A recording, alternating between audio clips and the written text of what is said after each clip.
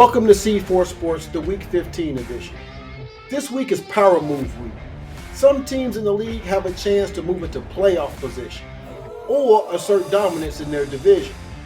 The first game of the week was the Rams and the 49ers. The 49ers were attempting to gain some life, and the Rams have a chance to take control of the division with only the Seahawks left to fight. But because I have more faith in the Rams roster plus the experience of the staff, I took the Rams. The Cowboys will attempt to rebound off their loss to the Bengals by beating the Panthers. The problem is, the Panthers are not the pushover that they were earlier in the season. Even though they have lost some games, their last few games have been losses within a possession. Counting that the Cowboys are playing with the backup quarterback and Bryce Young is playing with confidence and tenacity, I have to take the Panthers. When Kansas City take on the Cleveland Browns, it's going to be cold and probably snowing. The passing game for both teams may be effective, making the teams rely on defense, special teams, and the running game. And even though the Browns have Myles Garrett and a decent running game, I think Andy Reid has what it takes to pull this one out of the hat. I'm taking the Chiefs in a close one. When the Dolphins play the Texans will be so glad to have a road game in December that it's not in the elements, they liable to play like it's a home game. Plus, the Texans are barely treading water. They're feasting on the scourge of the NFL. And if the Dolphins want to sniff a playoff card spot, they have to find a way to beat the Texans. Uh-oh, here I go out there on that limb again. I'm taking the Dolphins. The Jets finally get a chance to play a team that is more snake-bitten than they are when they take on the Jaguars. Trevor Lawrence is out, and the Mac of Jonesville is in. But I don't think the Pimp will be able to add the Jets to his roster this week. I'm taking the Jets, merely because I think the Jets have already figured out every which way in order to lose a game. And I think in this one they'll figure out a way to pull one out. The Washington Commanders play the Saints this week. The Commanders have been brought back down to earth, and the Saints are just not very good this year. The Commanders should get into the winners column this week by beating the Saints. Plus, I believe Carr is out for the Saints. The Blackbirds have been proven to be beatable, but this week when they play the Giants, nothing short than an act of God would keep them out of the winner's circle. My choice is the Blackbirds in a blowout. The primetime show Cool Hand Joe and Mr. Chase will be on full display as they put a whooping on the Titans this week.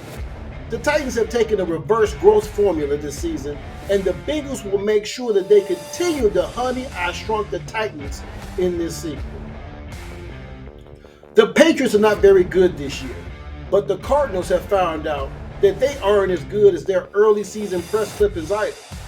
Arizona is playing at home, but the Patriots are so glad to be in out of the cold. I think the Colonials will shoot the Cardinals and stuff them for the season on this hunting trip. The Colts may be running into a buzzsaw when they take on the Broncos, who are playing at home. Since the Colts are a dome team and the Wild Horse Broncos are used to whatever the conditions may be, I'm taking the Broncos going away. The Bills are in the Lions' den at Detroit this week. Although the Lions' defense is hobbled, they still have a lot of fight, and they still seem to be hungry.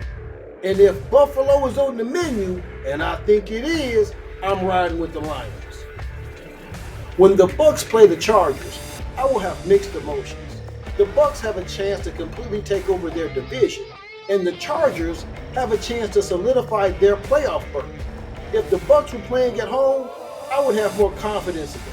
But the Chargers are 4-2 at home, with their only losses being to the Chiefs and the Ravens. Their home wins are not that impressive, but the Bucs are a team that is hard to gauge and figure out. They've shown that they can beat the big boys in the league, but they haven't shown the consistency through the injuries that they've endured. Although this is a very, very tough game to gauge, I'm taking the Bear Coach Chargers in that powder blue. The game of the week is definitely the Steelers and the Eagles. although the Bills and the Lions are getting all the hype. The Steelers are the most dominant team in their division, and the Eagles are the runaway favorite in theirs. Plus, the Eagles are in the news for a dispute between teammates. But I just believe the Eagles are better than the Steelers are right now, so I'm taking the Eagles. The Packers and the Seahawks will be a toughness battle that I believe that no matter how hard it is for me to say it, the Packers are more than well equipped to play that type of game. Plus, the Packers are better at almost every position. I'll have to choose the Packers to win that game. The Bears beating the Vikings in a game I am barred from picking a winner in is very interesting. Why did the Bears separate Thomas Brown from the position he was just getting used to head coach? Seems like sabotage. Why not get some figurehead to take the head coach's position and allow Thomas Brown to continue to work with Caleb hands-on? You're doing too much at one time. Your job should be getting Caleb comfortable in the NFL game and not trying to upset the apple cart. I don't like the move at all. The Bears have put too much on the plate of an inexperienced guy. Bad judgment. When the Falcons go to the desert to face the Raiders, everyone will have their eye on Kirk Cousins. As soon as he throws a pick, the commentators will be talking about Michael Penix. As much as I would like to see my favorite quarterback from this last draft play, I think it should happen within a positive environment. Putting him in as some type of savior at the end of the season may be asking a little bit much. Plus, although the Raiders are having a losing season, they are a very, very tough opponent. I'm taking the Raiders in the upset. Now for a look at the new NCAA football playoffs. Oregon is the #1 seed and have the most difficult route to the championship.